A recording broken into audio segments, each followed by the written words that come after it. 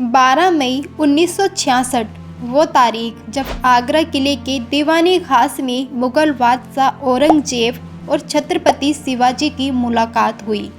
दरबार भरा हुआ था, छोटे बड़े रईस बैठे हुए थे।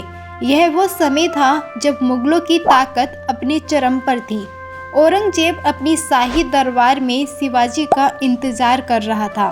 तभी जयसिंह का पुत्र राम सिंह दरबार में शिवाजी को लेकर पहुंचता है। शिवाजी के पहुंचते ही दरबार में सन्नाटा छा गया। दरबार में सबकी नजरें शिवाजी पर थी, क्योंकि वो वही शख्स थे जिन्होंने मुगल साम्राज्य का विरोध करने का साहस किया था, मुगलों को चुनौती दी थी। लेखक बाबा साहब देशपांडे अपनी किताब the deliverance of escape of Shivaji the great from Agra में लिखते हैं कि मुलाकात के दौरान औरंगजेब ने शिवाजी को एक तय दूरी तक आगे बढ़ने का आदेश दिया।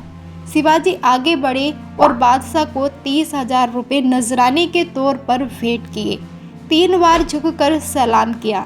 यह पहला ऐसा मौका था जब शिवाजी ने किसी अन्य धर्म के बादशाह को सलाम किया था। मुलाकात के बाद उन्हें निम्न श्रेणी के ओहदे वाले लोगों के बीच बैठाया गया। मुलाकात से पहले जयसिंह ने उन्हें बताया था कि दरबार में कैसा व्यवहार करना है और उच्च ओहदेदारों के बीच बैठाया जाएगा, लेकिन हुआ इसके उलट।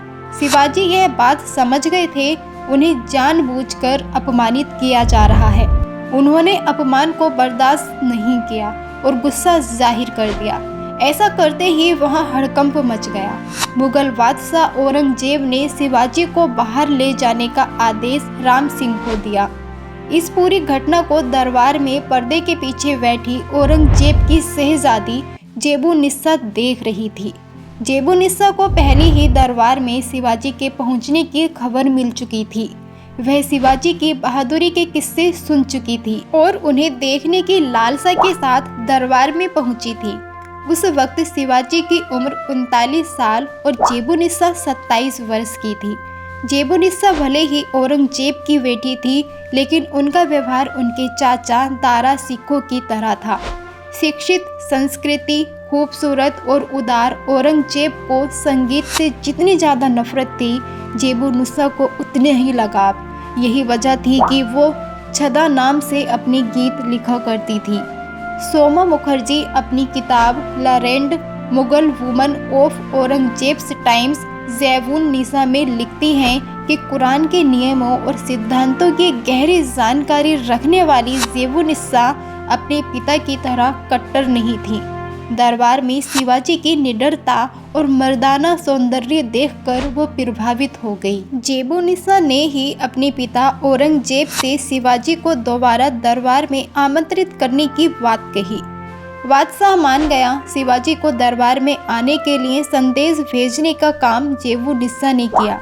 शिवाजी दरबार में पहुंचे। इस बार उन्होंने औरंगजेब को सलाम तक न किया और कहा, मैं एक शहजादे के रूप में पैदा हुआ हूँ और मुझे गुलामों की तरह व्यवहार करना बिल्कुल नहीं आता। अपनी बात कहने के बाद शिवाजी ने सिंहासन की तरफ पीठ कर ली। यह बात औरंगजेब को चुभ गई और वो कोई क्रूर आदेश देने वाला ही था कि शिवाजी ने कहा, मैं अपनी मर्यादा के साथ कोई समझौता नहीं कर सकता, भले ही मेरी जान क्यों न चली जाए। गुस्से में तमतमाए औरंगजेब ने अपने सिपह सलाहकार फुलद खान को आदेश किया कि शिवाजी को नज़रबंद करके निगरानी में रखा जाए। ऐसा ही हुआ, लेकिन कुछ समय बाद ही शिवाजी औरंगजेब के सिपह सलाहकारों को चकमा देकर फरार हो गए। औरंगजेब को शक था कि इसमें जेबुनिस्सा ने ही शिवाजी की मदद की है। शिवाजी और जेबुनिस्सा के बीच प्रेम कहानी को लेकर इतिहासकारों में अलग अलग मत रहे हैं। लेखक कृष्णराव अर्जुन केलुस्कर अपनी किताब the life of Shivaji Maharaj में लिखते हैं, शिवाजी की निडरता और आचरण के कारण जेबुनिस्सा उनकी तरफ आकर्षित हुई। जेबुनिस्सा के दिल में उनके लिए आकर्षण और सम्मान था। इतिहासकार जदुनाथ सरकार इस बात को सच नहीं मानते थे कि दोनों के बीच प्रेम था।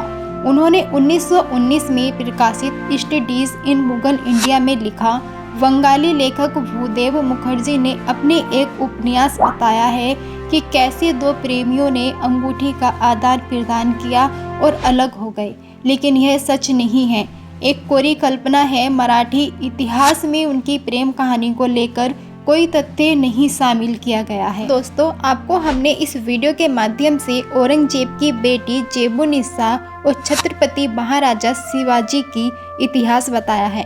तो दोस्तों, आपको ये वीडियो और जानकारी कैसी लगी है हमें कमेंट के माध्यम से ज़रूर बताएं, और वीडियो पसंद आया है तो वीडियो को एक लाइक ज़रूर कर दें। तो दोस्तों, मिलते हैं किसी अगली वीडियो में, तब तक के लिए दीजिए इजाज़त और अपना ख्याल रखिए, बने रहिए हमारे साथ। धन्यवाद, नमस्कार।